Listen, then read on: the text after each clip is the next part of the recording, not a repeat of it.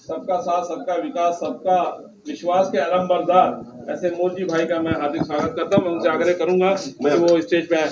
नहीं काका, आइए, आप आइए। आपने विधानसभा लड़ा था बहुत मजबूती के साथ और दूसरे नंबर पे रहे। आइए।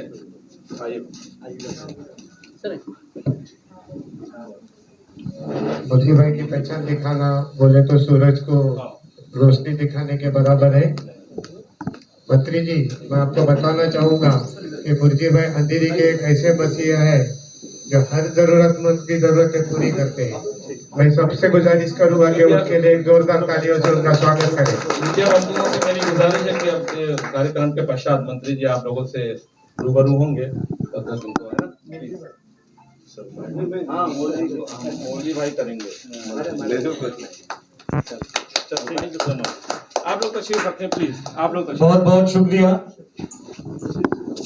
मैं जानता हूं कि ये मुंबई जो है ये कभी नहीं रुकती, कभी नहीं थमती और यहाँ सबके टाइम की बहुत ही कीमत है। बहुत ज्यादा टाइम आपका हम सब नहीं लेंगे। आज ये जो अल्पसंख्यक संवाद का जो कार्यक्रम है, यहाँ पे हमारे बीच में यहाँ के कॉर्पोरेटर हमारे बुर्जी भाई मौजूद है, उनका मैं स्वागत करता हूँ। हमारे गिलगोयल जी, जिन्होंने इतना अच्छा कार्यक्रम को सजाया, गुलदस्ते को सजाया जिसमें तमाम तरीके के फूल यहाँ मौजूद हैं, तो मैं इनको बहुत शुक्रिया अदा करता हूँ। एनजिलो जी, हमारे सुखविंदर सिंह जी, हमारे फजल अंसारी साहब, हाजी मसरूफ साहब, और इस कार्यक्रम में को इतना खूबसूरत बनाने में जिन्होंने बहुत मेहनत की। ऐसे हम सब के प्रिय, हम सब के भाई, हमारे भाजपा मोर्चे के प्रदेश के अध्यक्ष भाई वसीम जी, एक हमारी से हुए बस जोरदार तालियां इन सभी लोगों के लिए हमें बजानी चाहिए। देखिए दोस्तों, अभी जैसे यहाँ बताया कि ये कोई चुनावी रैली या ये कोई भाषण का प्रोग्राम नहीं है। अल्पसंख्यक संवाद ये एक जो कार्यक्रम यहाँ रखा गया है मुंबई में, और मैं माइनॉरिटी वेलफेयर मिनिस्टर हूँ यूपी गवर्नमेंट का। प्रधानमंत्री मोदी जी के लीडरशिप में हम सब काम करते हैं देश में। निश्चित तौर पे महाराष्ट्र को भी, मुंबई को भी आगे ले जाने की जिम्मेदारी प्रधानमंत्री मोदी जी ने पूरी ईमानदारी से उठाई है। अल्पसंख्यक समाज की बात होती है तो अक्सर ऐसा देखने में आता है कि मुस्लिम समाज के ऊपर ज्यादा झुकाव होता है, लेकिन अल्पसंख्यक समाज का मतलब तमाम वो 6 ऐसे हमारे जो जातियां हैं, जिसमें हमारे सिख भाई भी आते हैं, क्रिश्चियंस भाई भी आते हैं, जैन भी आते हैं, तमाम बौद्ध भी आते हैं, सबकी बात होनी चाहिए। प्रधानमंत्री मोदी जी ने कहा सबका साथ सबका विकास, तो ये कोई नारा नहीं है। ये मोदी जी ने सबका साथ सबका विकास जो कहा, ये कोई नारा नहीं है, कोई चुनावी एजेंडा नहीं है। ये एक मुहिम है, ये एक मशाल है, ये एक जोश और जुनून है जिसको जन जन तक पहुंचाने का बीड़ा प्रधानमंत्री मोदी जी ने उठाया है 2014 से लेकर अब तक। और मैं बहुत गर्व के साथ, बहुत कॉन्फिडेंस के साथ और बहुत विश्वास के साथ ये कह सकता हूं कि 2014 से लेकर अब तक प्रधानमंत्री मोदी जी ने जो बीड़ा उठाया सबका साथ सबका विकास का, उसमें बाद में हमारे काम से सबका विश्वास भी आया और समाज को आगे ले जाने के लिए सबने प्रयास भी किया। तो उस नारे को आगे बढ़ाया मोदी जी ने, सबका साथ सबका विकास, सबका विश्वास, सबका प्रयास। तो ये समाज को आगे ले जाने का एक बहुत बड़ा मूल मंत्र है। एक ये बहुत बड़ा एक हमें एक रास्ता दिखाया मोदी जी ने कि हमको सबका साथ रहना है, सबका विकास करना है, सबका विश्वास हासिल करना है और आगे ले जाने में समाज का सबका प्रयास भी होना चाहिए। तो ये बहुत अच्छी बात मोदी जी ने जो हम सबको सिखाई। हम सब लोग जो इस हॉल में बैठे हैं, ये अपने समाज के बहुत ही जिम्मेदार लोग हैं और हमें निश्चित तौर पे जिस तरीके से आज भारत को विश्व की सबसे आर्थिक रूप से, सामाजिक रूप से, राजनीतिक रूप से, हर रूप से मजबूत बनाने की जिम्मेदारी प्रधानमंत्री मोदी जी ने उठाई है, तो ये जिम्मेदारी अकेले प्रधानमंत्री मोदी जी पूरा नहीं कर सकते। इसमें देश के जन जन की सहभागिता होनी चाहिए। प्रधानमंत्री मोदी जी की उम्र 70 से ऊपर है, फिर भी इतनी मेहनत वो देश को आगे ले जाने के लिए कर रहे हैं। तो ये हम देशवासियों की कभी ये फर्ज बनता है, ये जिम्मेदारी बनती है कि उनके इस मेहनत पे हम भी अपना योगदान करें। आज पूरे देश में नहीं, पूरी दुनिया में भारत की चर्चा हो रही और बहुत सकारात्मक चर्चा हो रही। 2014 के बाद भारत की तस्वीर बदली है। भारत एक मजबूत देश बन के उभरा है, भारत एक सशक्त देश बन के उभरा है, भारत एक ऐसा देश बन के उभरा है जिसके पास बहुत सारी क्षमताएं हैं, और ये क्षमताएं, ये विश्वास, ये मजबूती, ये भारत के आम नागरिकों ने बनाई है। ये आप हैं जिन्होंने भारत की तस्वीर बदली है, और ये आप ही हैं जो आने वाले दिनों में निश्चित तौर पे भारत की तकदीर भी बदलने जाएंगी। आज हमारे आने का मकसद बहुत साफ है कि 10 साल मोदी गवर्नमेंट को हुए हैं। इस 10 साल में मोदी गवर्नमेंट ने अल्पसंख्यक समाज के लिए, खासतौर पर अल्पसंख्यक समाज के विकास के लिए, उनकी तरक्की और तालीम के लिए, उनकी अच्छी शिक्षा के लिए, अल्पसंख्यक समाज के नौजवानों के हाथों को मजबूत करने के लिए, उनको मैक्सिमम बेनिफिट देने के लिए, अच्छी से अच्छी स्कॉलरशिप से उनको जोड़ने के लिए, अच्छी एजुकेशन सिस्टम आप सबको देने के लिए पूरी ईमानदारी से मोदी जी ने काम किया है। देखिए, बहुत सालों बाद हम अल्पसंख्यक समाज को एक ऐसा नेता मिला है, क्योंकि मैं खुद एक अल्पसंख्यक समाज का नौजवान हूं, इसलिए मैं आपसे अपील करने आया हूं कि आजादी के 75 साल हो गए और बहुत दिनों बाद हमें एक ऐसा नेता मिला है जो बड़ा विजन के साथ काम कर रहा है, जिसका लक्ष्य बड़ा है, जिसका ध्येय बड़ा है, जो भारत के हर नागरिक को विकास के मुख्य धारा से जोड़ना चाहता है। और निश्चित तौर पे देश का बच्चा बच्चा ये जानता है कि 2024 में देश में फिर से तीसरी बार मोदी सरकार बनने जा रही है। इसमें कहीं कोई शक नहीं है, कहीं कोई शक नहीं है, क्योंकि तमाम वो जो विरोधी दल थे, जो विपक्षी दल थे, किस तरीके से धाराशायी हुए, और वो जो एकजुट होने की जो नाकाम कोशिश कर रहे थे, और वो एकजुट होने की कोशिश क्यों कर रहे थे, ये भी बात बहुत समझने की जरूरत है। वो तमाम जो कांग्रेस हो या जो भी विपक्षी दल जो मोदी जी के खिलाफ एकजुट होने की कोशिश कर रहे थे, उनके एकजुट होने का लक्ष्य क्या था? क्या उनके एकजुट होने का लक्ष्य भारत का विकास था? नहीं था। क्या उनके एकजुट होने का लक्ष्य समाज की उन्नति थी? नहीं थी। क्या उनके एकजुट होने का लक्ष्य समाज में भाईचारा कायम करना था? नहीं था। क्या उनके एकजुट होने का लक्ष्य अल्पसंख्यक समाज को विकास के मुख्य धारा से जोड़ना था? वो तो कतई नहीं था, क्योंकि वो तमाम विपक्षी दल, उन्होंने हमेशा समाज को और खासतौर पर अल्पसंख्यक समाज को केवल और केवल वोट बैंक के चश्मे से देखा। हमेशा हमारे भावनाओं के साथ खिलवाड़ किया। चुनाव के समय हमारे बीच में आके हमें इमोशनली ब्लैकमेल करते थे, हमारा वोट ले लेते थे, हमारा वोट लेकर सत्ता में आते थे, सत्ता की कुर्सी में बैठते थे, अपनी सरकारें बनाते थे, मुख्यमंत्री और प्रधानमंत्री बनते थे। लेकिन जब बात अल्पसंख्यक समाज की हिस्सेदारी की आती थी तो अल्पसंख्यक समाज की तरफ से वो मुंह फेर लेते थे। ये बड़े अफसोस की बात है कि आजादी के 75 साल हो गए, आज भी अल्पसंख्यक समाज अपनी अच्छी तालीम, अच्छी शिक्षा की बात कर रहा।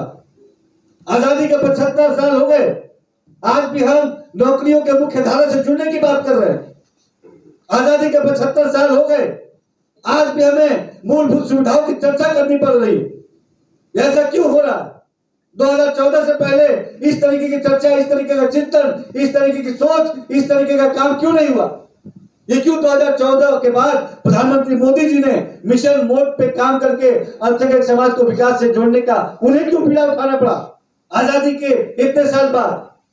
क्योंकि हमेशा जिन दलों पर हमने एतबार किया उन्होंने हमारे साथ गद्दारी की, जिन दलों पर हमने भरोसा जताया उन्होंने हमारे साथ विश्वासघात किया, जिन दलों पर हमने एतबार किया उन्होंने पीठ पीछे हमारे ऊपर झूला भोगने का काम किया। ये बड़े दुख की बात है। मैं आज अपने अल्पसंख्यक समाज के बीच में अपील करने आया हूं कि अल्पसंख्यक समाज को अब आगे आने की जरूरत है। हमारा क्या हक है, हमारा क्या अधिकार है, हम कितने पिछड़ गए हैं, ये बात समझने की जरूरत है। आजादी के 75 साल बाद भी हम अच्छे एजुकेशन से क्यों महरूम रह गए? आजादी के इतने साल भी जो इतनी सरकारें आई जो अपने आप को अल्पसंख्यक समाज का हितैषी बताती थी, हमारा वोट लेती थी, लेकिन हमारे तालीम के लिए उन्होंने काम क्यों नहीं किया? हमारे रोजगार के लिए उन्होंने काम क्यों नहीं किया? अल्पसंख्यक बहुल क्षेत्रों में इंडस्ट्रियां क्यों नहीं लगाई गई? हमारे अल्पसंख्यक नौजवानों को अच्छी स्कॉलरशिप से क्यों नहीं जोड़ा गया? हमारे अल्पसंख्यक नौजवानों को क्वालिटी ऑफ एजुकेशन क्यों नहीं डिलीवर की गई? इस सोची समझी साजिश थी अल्पसंख्यक समाज के खिलाफ।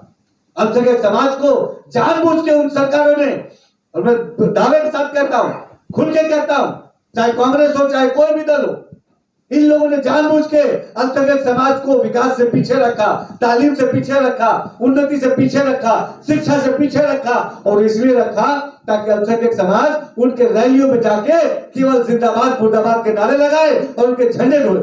क्या हमारा अल्पसंख्यक समाज इसलिए बना है कि उनके झंडे ढोएगा, उनकी रैलियों में भीड़ का हिस्सा बनेगा? क्या हमें अच्छी तालीम का अधिकार नहीं? आज देश में एक ऐसा प्रधानमंत्री है जो कहता है कि अल्पसंख्यक समाज के एक हाथ में उनकी धार्मिक किताबें हो, उसके साथ साथ उसके दूसरे हाथ में मैथ और साइंस और कंप्यूटर की किताबें हो। कंप्यूटर हो यानी तरक्की हो, यानी उन्नति हो, यानी रोजगार हो, यानी विकास हो। यह सोच के साथ आज प्रधानमंत्री मोदी जी चले। तो इसमें कहा क्या गलती है? इसमें कोई गलत बात है क्या कि अगर कोई प्रधानमंत्री कहता है कि अल्पसंख्यक समाज को नौकरी मिलनी चाहिए, इसमें क्या गलती है? इसमें कहीं कोई गलती नहीं। अगर कोई प्रधानमंत्री कहता है अल्पसंख्यक समाज को जॉब में अपॉर्चुनिटी मिलनी चाहिए, इसमें कोई गलती है क्या? कहीं कोई गलती नहीं। अगर कोई प्रधानमंत्री कह रहा है, मोदी जी कह रहे हैं कि अल्पसंख्यक समाज को समाज के मुख्य धारा से जोड़ के राष्ट्र के निर्माण में उनकी भी सहभागिता हो, इन चीजों को सुनिश्चित करना है, तो इसमें कोई गलती है क्या? इसमें कहीं कोई गलती नहीं। लेकिन फिर भी वो दल जो आजादी से लेकर अब तक हमारे नाम पे राजनीति करते आए हैं, जैसे ही प्रधानमंत्री मोदी जी हमारे विकास की बात करते हैं, उनके पेट में दर्द होता है।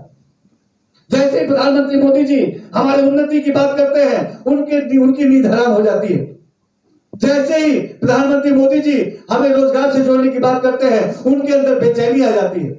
ये घबराहट, ये बेचैनी, ये तमाम चीजें क्यों है? क्या हम अल्पसंख्यक समाज आजादी के इतने साल भी आगे विकास की तरफ आगे बढ़ने के हकदार नहीं है? निश्चित तौर पे है। प्रधानमंत्री मोदी जी का मानना है कि अल्पसंख्यक समाज हमारे समाज का नींव है। जैसे आज हम इस बिल्डिंग में बैठे हैं, टॉप फ्लोर पे बैठे हैं, लेकिन इस बिल्डिंग की मजबूती अच्छे नींव से, उसी तरीके से समाज अगर आगे बढ़ेगा तो अच्छा नींव, मजबूत नींव होना चाहिए। और वो मजबूत नींव समाज की जो इमारत है, उस इमारत की मजबूत नींव ये अल्पसंख्यक समाज है। यही समाज को आगे बढ़ने के लिए अल्पसंख्यक समाज पूरी तरीके से संकल्पित करता है, और समाज को आगे बढ़ाने के लिए आजादी के पहले से लेकर आजादी के बाद तक हमेशा अल्पसंख्यक समाज ने आगे बढ़ चढ़कर हर चीज में अपना योगदान किया है, हर चीज में हिस्सेदारी ली है। चाहे आजादी की लड़ाई रही हो, या आजादी के बाद भारत को उन्नति की तरफ आगे बढ़ाने की बात हो, चाहे हमारी इंडस्ट्रीज हो, तमाम जगह अल्पसंख्यक समाज के लोगों ने अपनी सहभागिता की है। आज भारत यहां तक पहुंचा है तो निश्चित तौर पे उसमें बड़ी हिस्सेदारी अल्पसंख्यक समाज की है। और भारत को अगर यहां से आगे ले जाना है तो उसमें भी बड़ी जिम्मेदारी अल्पसंख्यक समाज की है। आज हमें अपने हिस्सेदारी को, अपनी जिम्मेदारी को, ये दोनों चीज को समझने की जरूरत है। कुछ दिनों में लोकसभा चुनाव आने वाला है। उस लोकसभा चुनाव में बहुत सारे लोग हमारे बीच में आएंगे, अलग अलग तरीके की बातें करेंगे, हमें बहलाएंगे, फुसलाएंगे, बरगलाएंगे। लेकिन आज मैं आपसे अपील करने आया हूं, अपने अल्पसंख्यक समाज के भाइयों से गुजारिश करने आया हूं कि अब अल्पसंख्यक समाज को वोट बैंक की तरह इस्तेमाल नहीं होना है। आगे बढ़ के अपने हक और अधिकार को समझना है, अपने राइट्स को समझना है, अपनी ड्यूटीज को समझना है। और देश में देखिए बहुत क्लियर बात है कि देश में फिर से तीसरी बार मोदी सरकार बनने जा रही है। उसमें कहीं कोई गुंजाइश, कहीं कोई लेकिन नहीं है। लेकिन उस तीसरी मोदी सरकार में सबसे बड़ी भूमिका अल्पसंख्यक समाज की हो। इन चीजों को सुनिश्चित करना है ताकि तीसरी बार जब प्रधानमंत्री मोदी जी जब प्रधानमंत्री की शपथ लें और उसमें जब बड़ी संख्या में अल्पसंख्यक समाज की हिस्सेदारी होगी, तब हम दमदारी से आपकी आवाज को और बुलंद करने का काम करेंगे और मोदी जी की योजनाएं ज्यादा से ज्यादा आप तक पहुंचाने के लिए हम ईमानदारी से काम करेंगे। हमारी आवाज में ताकत चाहिए, हमारे हौसलों में बुलंदी चाहिए, हमें केवल आपका साथ चाहिए। प्रधानमंत्री मोदी जी, मैं बार बार कहता हूं, ये आज कोई बहकाने वाली बात नहीं। आज सबके हाथ में स्मार्टफोन है, आपको कंपैरिजन करना चाहिए, आपको सवाल पूछना चाहिए। और खासतौर पर जो मेरा यूथ यहां बैठा है, क्योंकि 2014 से पहले किस तरीके की सरकार थी, कांग्रेस पार्टी ने किस तरीके से देश में लूट और भ्रष्टाचार फैला रखा था, ये जो फर्स्ट टाइम वोटर है, बहुत सारे लोग इससे अनजान है। उन बातों को जानिए, गूगल पर सर्च कीजिए कि कांग्रेस के शासनकाल में कितने भ्रष्टाचार हुए। आपको एक लंबी फहरिस्त मिलेगी कि कांग्रेस के शासनकाल में 2G घोटाला, 3G घोटाला, एशियन गेम्स घोटाला, ओलंपिक घोटाला, तमाम घोटाले जो हुए वो कांग्रेस के शासनकाल में हुए। यही मुंबई, उसने कितना बड़ा आतंकवाद का दंश झेला, ये मुंबई जानता है, वो अपने दर्द को जानता है। लेकिन 2014 के बाद से किस तरीके से तस्वीर बदली। आज देश में एक भी आतंकवादी घटना ही नहीं होती। देश की जो मोदी सरकार है, इसके ऊपर भ्रष्टाचार का 1 रुपए का भी आरोप नहीं लगा। ये वो बदलाव है जिस बदलाव की समाज को जरूरत थी। देश आज तेजी से विकास की तरफ बढ़ रहा है। भारत तेजी से अपनी क्षमताओं को बढ़ा रहा है। तो तेजी से बदलते हुए भारत में हम अल्पसंख्यक समाज भी कदम से कदम मिला के चले। हम कहीं पिछड़ ना जाए, हम कहीं पीछे छूट ना जाए, हम कहीं पीछे ना रह जाए, ये चिंता करना, ये चिंतन करना है। ये 2024 का जो लोकसभा चुनाव है, ये मोदी जी का चुनाव नहीं है, ये भारतीय जनता पार्टी का चुनाव नहीं है, ये कमल के पार्टी का चुनाव नहीं है। ये चुनाव देश के अल्पसंख्यक समाज का है और इस चुनाव से अल्पसंख्यक समाज को ये तय करना है कि अल्पसंख्यक समाज विकास की किन ऊंचाइयों को छूना चाहता है। ये देश में 2024 में अल्पसंख्यक समाज को बताने की जरूरत है। मैं यही अपील करने आपके बीच में आज आया था। बहुत छोटी सी बात है, ये बात आप सब जानते होंगे, लेकिन अब समझदारी दिखाने का वक्त आ गया है। वोट बैंक की तरह इस्तेमाल होने अब हमें बंद करना पड़ेगा। हमारे लिए जो नेता अच्छा है, जो प्रधानमंत्री हमारे बारे में सोच रहा है, उसके साथ खड़े होने का वक्त है, खास तौर पर अल्पसंख्यक समाज का। क्योंकि जो विपक्षी दल है वो सबसे ज्यादा अल्पसंख्यक समाज के नाम पे अपनी राजनीति करते हैं, सबसे ज्यादा अल्पसंख्यक समाज को भ्रमित करने का काम करते हैं, सबसे ज्यादा अल्पसंख्यक समाज को गुमराह करने का काम करते हैं। लेकिन अल्पसंख्यक समाज भ्रमित नहीं होने वाला, गुमराह होने वाला नहीं है, भटकने वाला नहीं है। उसने ठान लिया है कि विकास के लिए मोदी जरूरी है, तो मोदी के रूप में देश में फिर से तीसरी बार हम तमाम अल्पसंख्यक लोग मोदी सरकार बनाने के लिए संकल्पित है। इस लक्ष्य के साथ हमें काम करना है। आप सबका फिर से मैं बहुत बहुत शुक्रिया अदा करूंगा कि आप यहाँ पे आए अपना कीमती वक्त निकाल के, और मैंने जो कहा है उसको सोचिएगा, समझिएगा। हम आगे हमारा जो समाज है, अल्पसंख्यक समाज, वो आगे किस दिशा में जाएगा, ये आपका वर्तमान के डिसीजन पे डिपेंड करता है। आज आप क्या डिसाइड करते हैं वो आपका भविष्य डिसाइड करेगा। जैसे कि अगर आपने 10th और 12th में मैथमेटिक्स लिया है, मैथ सब्जेक्ट लिया है, तो आप भविष्य में बीएससी एमएससी कर सकते हैं। जैसे कि 10th 12th में अगर आपने कॉमर्स लिया है तो भविष्य में बीकॉम ही कर सकते हैं। वैसे ही अगर भविष्य में विकास चाहते हैं तो वर्तमान में कमल के फूल को चुनना होगा, मोदी सरकार पे अपने विश्वास की मोहर लगानी होगी। देश में फिर से पूरी मजबूती के साथ, पूर्ण बहुमत के साथ मोदी सरकार बनानी होगी। आप सबका फिर से बहुत बहुत शुक्रिया। जय हिंद।